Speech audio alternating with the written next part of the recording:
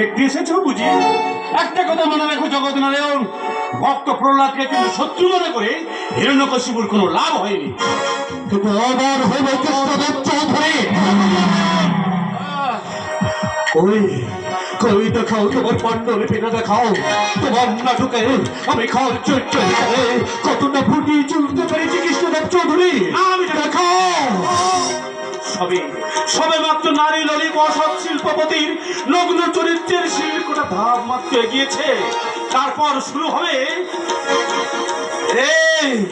এই কৃষ্ণদেব চৌধুরী, দাও বলছি, দাও তোমার পাণ্ডুলিপিটা দাও, আজ থেকে তোমার নাটক লেখা বন্ধ।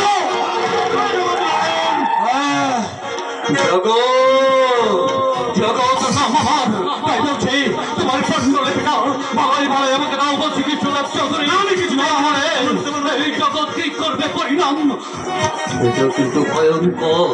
দাও বলছি, দাও দাও। এই প্রভা,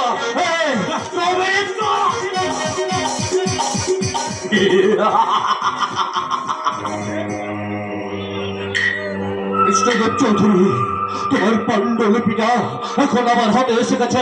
এই পাণ্ডুলিপিটা আমি এবার ছিঁড়ে কুচি কুচি করে ফেলবো রে।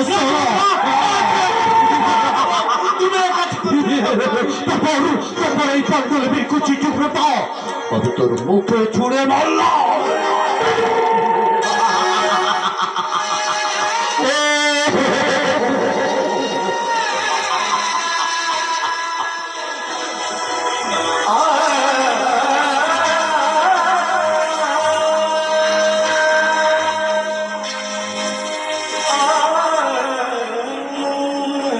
শয়তান শয়তান জগৎনারায়ণ, তুই আমার পাণ্ডুলিপি ছিঁড়ে দিলে কি হবে?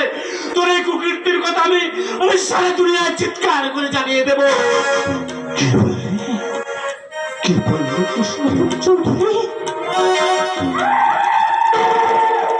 তুই আমার এই কুকীর্তির কথা এই জনগণের কাছে ফাঁস করে দিবি?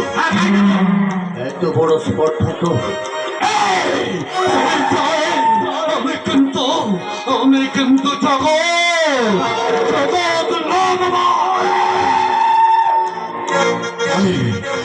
তোর জনগণের কাছে জানানো হবেই তোর পাক শক্তি কমে হরণ করবো।